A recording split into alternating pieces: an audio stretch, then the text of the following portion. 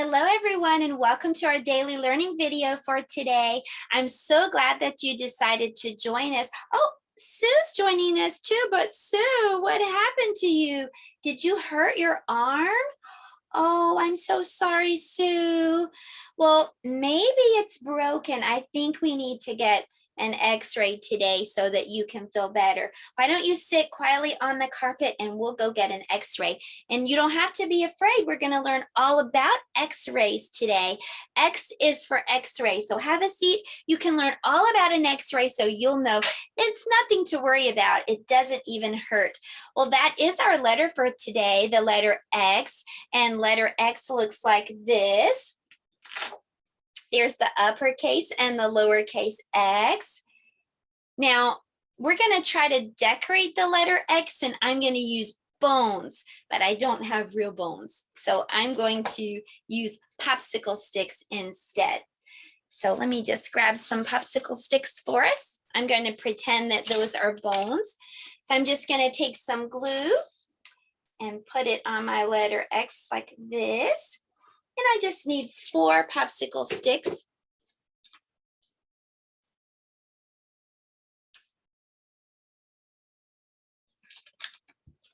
Okay, there you have it. Ta-da, that's how we're decorating the letter X today. X is made of 2 diagonal lines, and we're going to talk more about diagonal lines during shape practice today. Now that we know what a letter X looks like, let's write the letter X. This is our handwriting time. So to make a letter X, you're just going to start at the top. You're going to make a line that goes this way, go back to the top, and then make a line that goes back the other way. Let me show you that again. I like to say crisscross. That's what letter X looks like. Crisscross. Let's look on the handwriting house and make a letter X. This is a big uppercase X, so it needs to start downstairs and slide all the way to the green carpet. Pick your pencil up, move over, and slide the other way. Criss, cross, criss, cross, criss, cross, criss, cross. Did you try to make some letter X? Well, let's see our card again because the big X and the little x look the same. So we're just going to make this little lowercase x a little bit smaller. We're still just going to crisscross just like we did before. On the handwriting house, this little x is going to have to stay downstairs. So start in the middle and crisscross. Crisscross. You try. Don't forget, if you don't have paper skywrite, the more you practice, the more it will stick. Crisscross. Okay, so that's how we made our uppercase and lowercase x. I'm going to cheer for you because I know you were working so hard on your handwriting. Good job, everyone. Now it's time for phonics. We know what X looks like. We know how to write the letter X. So let's talk about what letter X sounds like. Letter X sounds like this. X, x, x. Can you make that sound? X, x, x. It sounds like we're spraying a spray bottle. That's the sound that it makes when I spray my plants, when I water them. Letter X says, just like my spray bottle. So that's the hand motion for letter X. I want you to do your hand like this and pretend you're spraying a spray bottle. Letter X says, x, x, x. Let's try that again. What does letter X say? X, x, x. Well, sometimes X says its own name. X says X, as in the word X-ray. But most of the time when you hear the x sound, it's at the end of a word. Let me give you some examples. Take a look at this picture. What is that? Do you know what that is? It's used to chop wood. That's an axe. And you hear that x sound at the end of axe. How about this word? Box. Box. ends in the letter X. How about this word, mix? Do you hear that X sound at the end? That's because there's an X at the end of mix. And what about tux? I hear that sound, tux, at the end. And then what about Rex, like a T-Rex? Rex has an X at the end, Rex. Well, that was our phonics time today. Once more, what does letter X say? X, x, x. Good job. Well, I want to see if you will help me count some bones for math today. I brought lots of bones to count. Will you help me count them? 1, 2, 3, 4, 5, 6. How many bones did I have? 6. And that is our number for today, the number 6. I'm going to teach you how to write 6. You're going to kind of make a C. It looks kind of like a C. You're going to curve around, keep going, and then fall straight down. See, it looks like I just fell straight down. So let's do that again. You're going to curve around and then straight down. Curve around and then straight down. Okay, well, let's see what that looks like on the handwriting house. You're going to make that letter C part curve around and keep going all the way to the middle and then just fall down. Curve around and fall down. Curve around and fall down. Curve around and fall down. Curve around, and then when you get to the middle, fall down. That is the number 6. Can you help me count my bones one more time?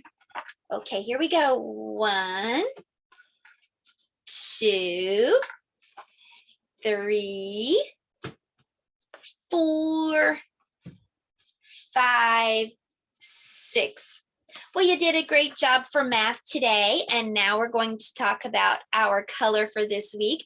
Our color for this week is black. I'm going to teach you how to spell black, but I want you to help me clap if you don't mind. You ready? All right, let's sing this song together. Keep clapping. B-L-A-C-K spells black. B-L-A-C-K spells black. Flying bats are black, scary cats are black, jelly beans are black, I like black. Let's do that once more. Will you help me clap? B-L-A-C-K spells black. B-L-A-C-K spells black. Flying bats are black, scary cats are black, jelly beans are black, I like black. Good job. Well, that's our color for this week, and now our shape is going to be a diamond. Can you see diamond, or can you say diamond? This is my friend Danny Diamond. I'm Danny Diamond. I have 4 sides. All of them are diagonal lines. Now, a diagonal line is not up and down. It's not side to side. It's like a slide. I like to think about it like a slide at the playground. Whee! When you slide down, it's not up like this or to the side. A diagonal line is like a slide. Now, letter X used some diagonal lines today. See? 2 diagonal lines. And so does Danny the Diamond. He actually has 4 diagonal lines. So can you say diamond? What shape is this? A diamond. Good job. A diamond has 4 diagonal lines. Well, that was our shape practice, and now it's time for art. For art today, we're going to be making an X-ray with Q-tips and paper and white crayon. So let's head over to the art table, everyone. Okay, so for art today, if you have a piece of black paper, that works best, or a dark piece of blue paper or purple like I have works fine too. So I'm going to take a white crayon and I'm just going to trace my hand onto the paper. You can also use chalk if you have that.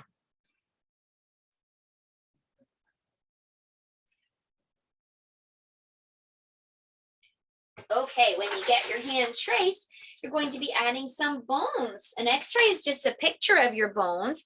So that's what we're doing. We're making a picture of your bones. So I'm just going to use Q-tips and I'm going to glue those into each of the finger spaces.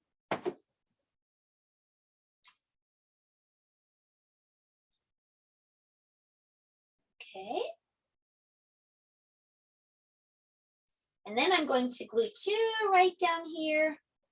Those can be the arm bones. Okay, so there you have it. We made an x-ray for art today. Now I'm going to come back around and we're going to do some science together. For science today, I have a special guest and her name is Molly. Hello, Molly. Molly said she wants to come and tell you and teach you some things about bones. Is that right, Molly? Okay, so take it away, Molly. Teach us some things about bones. Molly. Oh, Molly. Stand up, Molly. This is your chance. You said you wanted to teach us some things about bones today. Go ahead and teach us some things about bones, Molly. Molly, excuse me. Molly, stand up. Stand up. You said you wanted to come and help me teach. You were going to teach our friends about bones. So go ahead, teach our friends about bones. Molly. Molly, stand up. I thought you wanted to teach us about bones today. Molly, this is your last chance. Go ahead. Oh my goodness. Well, actually, Molly did teach us about bones because without bones, we would all kind of be like a rag doll. We would just flop right over. Bones are pretty important. Now, bones are made of some parts. There's a part in the middle called marrow. That's the red part. And then there's a soft, spongy or squishy part. And then on the outside, there's a hard part. There are 206 bones in an adult, and they fit together like a puzzle.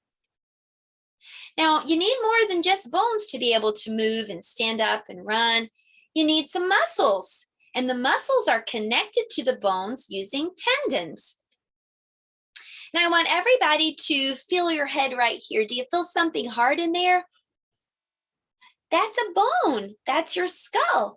And bones are used to protect your organs, much like a helmet protects you when you're riding your bike or scooter or playing ball. Bones help protect our organs. Now, there are some foods that we can eat that are good for our bones. Now, I want to see if you can take a look at what I brought to class today. Can you see what's inside this box? Can you see what's inside the box? You can't? You can't see what's inside the box? Guess what? I can't either. And that's kind of like an x-ray. I can't see what's inside your body. Can you see my bones inside my body? No. But that's what an x-ray does. An x-ray is just a picture of your bones so you can see, so the doctor can see what's inside. Well, I am going to show you what's inside this box. These are some things that are good for you to eat or drink, and they're really good to help you have strong bones. What's this one? What's this first one? That's milk, and milk is really good for your bones.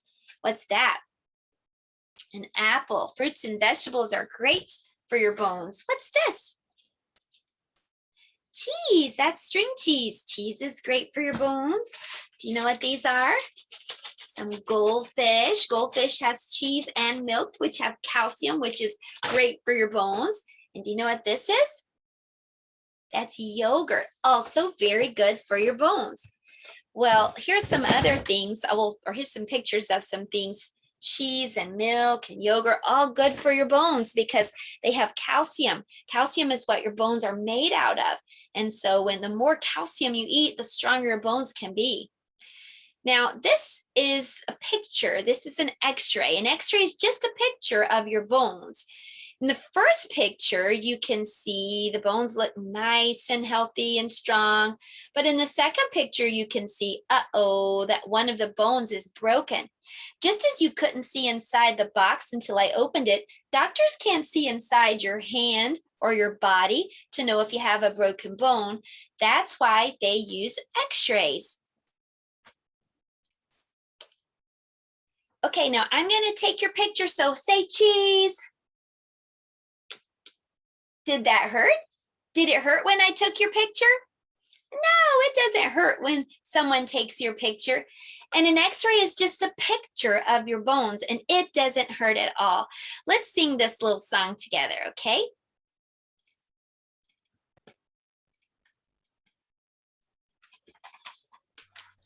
X is for X-ray. Picture of your bones is called an X-ray.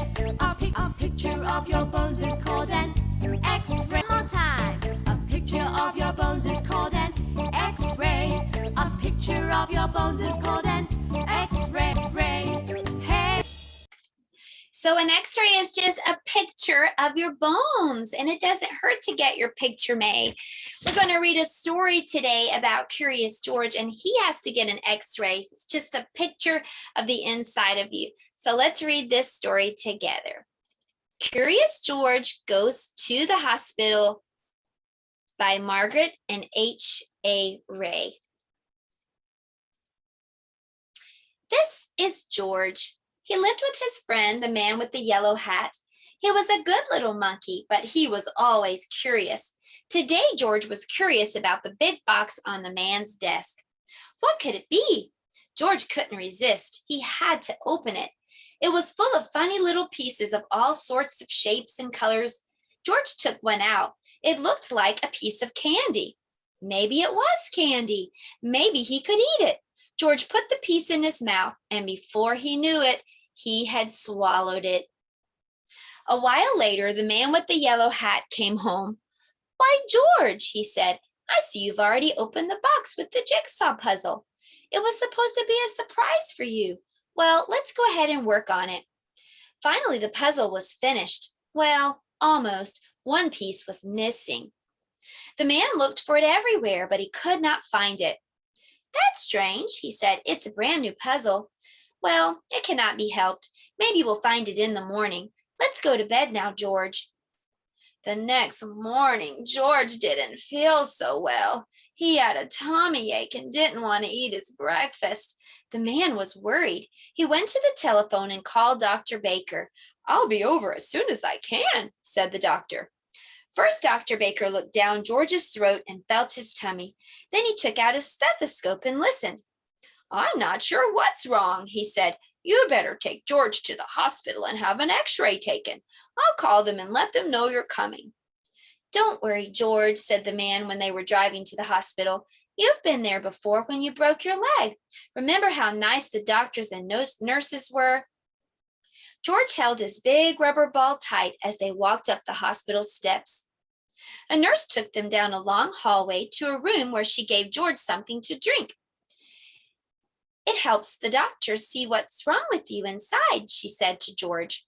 In the next room stood a big table, and a doctor was just putting on a heavy apron. Then he gave the man one just like it. George was curious. Would he get one too? No, he did not. "You get on the table, George," said the doctor. "I'm going to take some x-ray pictures of your insides." He pushed a button and there was a funny noise. "There, you can get up now. We'll have your x-rays developed right away." "Now let's see. There is something there that should not be," said the doctor when they were looking at the x-rays. "Why, that looks like our missing puzzle piece," said the man. "Well, well, well," said the doctor. "At least we now know what's wrong with our little patient. I'll tell Dr. Baker right away. George will have to stay in the hospital a few days. We'll get that puzzle piece out." Many people were waiting outside the office. George had to wait too. "Look, Betsy," the woman next to him said to her little girl. "That's Curious George." Betsy looked up for a moment. but she didn't even smile. Betsy had never been to a hospital before, and she was scared. Finally, it was George's turn. A nurse took him to the next room. There were lots of rooms and nurses everywhere. One nurse wrote down a lot of things about George, his name, his address, what was wrong with him. Another nurse gave him a bracelet. It has your name on it, George, she said, so that everyone knows who you are. Then a nurse came to take George back. My name is Carol, she said. I'm going to take you to your room now. It's called the children's ward, and I'll put you into bed. There'll be lots of children to keep you company. And there were lots of children in the room. Some were up and around, others were in their beds with a doctor or nurse looking after them. Dave was there, and Steve had his leg bandaged and was sitting in a wheelchair. Betsy was still there too, and she was looking sad. George sat next to her. George was glad when he was in his own bed at last. His tummy was hurting again from the puzzle piece. The man said he'd see him in a little while. At first, George was sad, but then the doctors and nurses came to make him feel better.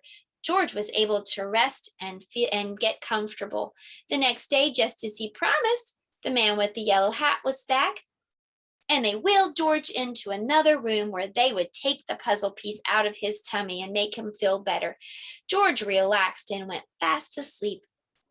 When he woke up, ta-da, it was done. He felt so much better. He started eating and playing. They even had a puppet show. He had so much fun. Then George had an idea. He wanted a ride in the wheelchair. When no one was looking, he grabbed it and turned around and headed for the ramp. George, George, shouted one of the nurses. But George was too excited to listen. He wheeled around and down the ramp where some men were busy pushing lunch carts. Uh-oh, crash. George tried to stop, but it was too late. His wheelchair landed right in the middle of everything. Lunch carts tumbled, spinach and scrambled eggs and strawberry jam were all over the floor. People fell all over each other, and George was thrown from the wheelchair and landed right into the hospital worker's arms. What a mess! You broke all the dishes, someone cried. He ruined excuse me. Excuse me again. He ruined the wheelchair, complained another. Oh my, said the hospital worker. But then suddenly everyone heard something. They looked up and listened. From above came happy laughter, and there stood Betsy, who was sad before, but now was laughing and laughing and laughing. All the children and the hospital workers started laughing together. Everyone was happy now. Even Betsy, who came running down the ramp, threw her arms around George and kissed him. She wasn't sad anymore. The hospital worker said, I'm sorry this happened, but I'm not even worried about the mess. George, you made lots of children happy today. Well, finally, it was time for George to go home. The children crowded around the windows, waving goodbye, and George and the man with the yellow hat left the hospital to get into their car. As the car was pulling away, Nurse Carol came running after them. Here's a little package with something that belongs to you, George, she called, but don't open it until you get home. George was curious. Well, who wouldn't be? The moment he reached home, he ripped the paper off and tore open the box, and there was the piece of the puzzle that had caused all the trouble. How nice of the doctor to have saved it for us, said the man with the yellow hat. And now we can finish our puzzle. The end. Well, Sue, coming out here, do you feel nervous at all about going and having an x-ray made? No, it didn't hurt a bit. Just like it doesn't hurt when you get your picture made at home. It doesn't hurt when you get a picture of your bones. That's all an x-ray is. It's just a picture of the inside of you. I hope you had some fun today, and I hope you'll come back later for letter Y tomorrow. Y is for yarn. We'll see you then, everyone. Goodbye.